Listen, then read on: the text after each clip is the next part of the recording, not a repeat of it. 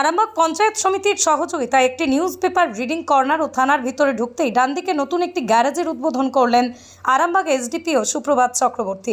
মঙ্গলবার দুপুরেই যার উদ্বোধন হয়। এসডিপিও ছাড়াও ছিলেন থানার আইসি রাকেশ সিং, আরামবাগ পঞ্চায়েত সমিতির সভাপতি শিশির সরকার থেকে শুরু করে অন্যান্য পুলিশ কর্মী সহ পঞ্চায়েত সমিতির অন্যান্য জনপ্রতিনিধিরা। সাধারণ মানুষের কথা ভেবে থানার সামনে যে নিউজ পেপার রিডিং কর্নারটি হওয়ার পুলিশ প্রশাসনের এই উদ্যোগকে সাধুবাদ জানিয়েছেন এলাকাবাসী। কি জানাচ্ছেন এসডিপিও সহ পঞ্চায়েত সমিতির সভাপতি, তাদের মুখ থেকে বিস্তারিত শুনুন। 24 আওয়ার্স আরামবাগের রিপোর্ট। তো আমরা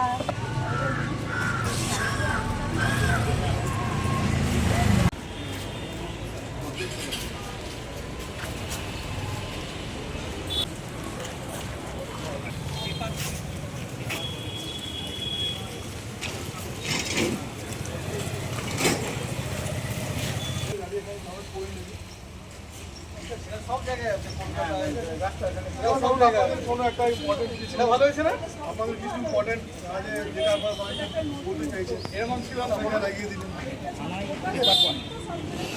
একটা আমাদের টু হুইলার স্ট্যান্ড, যেটা থানার ভেতরে প্রচুর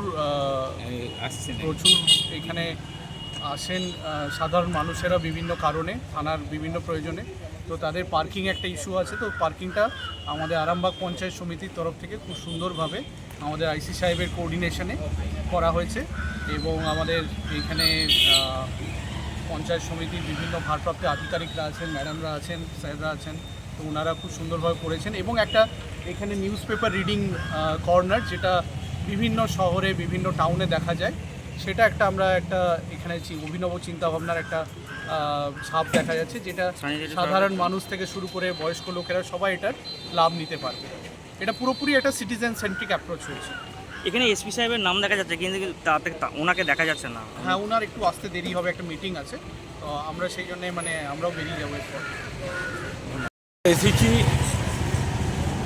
আজকে ওই একটা যে শেড উদ্বোধন হলো থানার, কারণ থানাটা জানেন যে পাবলিকের জন্য, যে পাবলিকরা এসে বিভিন্নভাবে এখানে ওখানে দাঁড়াতো, তাদের গাড়ি রাখা বিভিন্ন রকম এখানটা জঞ্জাল হয়ে পড়েছিল। আমরা আইসি সাহেবকে বারবার বলেছি, এসডিও সাহেবকে বারবার বলেছি, ওনারা বললেন যে আপনারা একটা পঞ্চায়েত এসডিপিও আপনার বললেন যে একটা পঞ্চায়েত সমিতি থেকে একটা সেট করে দেওয়ার জন্যে।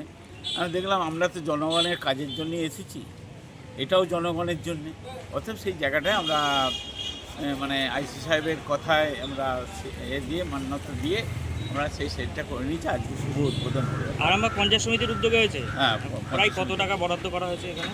ওটা 3.5 লাখ টাকা। আর একটা বলেছেন জিমের জন্য, আমরা সেটা চিন্তা ভাবনা করেছি যে ওই জিমে কি সবাই আসতে পারবে? সবাই, তারপরে বুঝতে পারছেন তো থানায় অনেক হইতে, তারাও বসে বসে হয়ে যাচ্ছে। সন্তানের পরে মন বসছে না, প্রচুর পরিশ্রম করেও আপনি আশানুরূপ পারিশ্রমিক পাচ্ছেন না, যার ফলে আর্থিক সংকট আপনার জীবনে দুঃখ এবং চাপের ছায়া ফেলেছে। দিনার ভারে জর্জরিত স্বামী স্ত্রীর মধ্যে প্রতিনিয়ত ভুল বোঝাবুঝি বেড়েই চলেছে। নতুন বাড়ি কিনেছেন, কিন্তু সেই স্বপ্নের বাড়িটা যেন আরও দুর্ভোগ নিয়ে যাচ্ছে আপনার জীবনে। আপনি ভাবছেন সস্তায় পাওয়া বাড়িটা নেওয়াটাই কি সঠিক সিদ্ধান্ত ছিল? এমনই সব দ্বিধাদ্বন্দ্ব এবং জীবনের কঠিন মুহূর্তে আপনাকে সঠিক পথে পরিচালিত করবেন আন্তর্জাতিক খ্যাতিসম্পন্ন স্বর্ণপদক ও স্বর্ণ মুকুটপ্রাপ্ত ডক্টর অজয় শাস্ত্রী।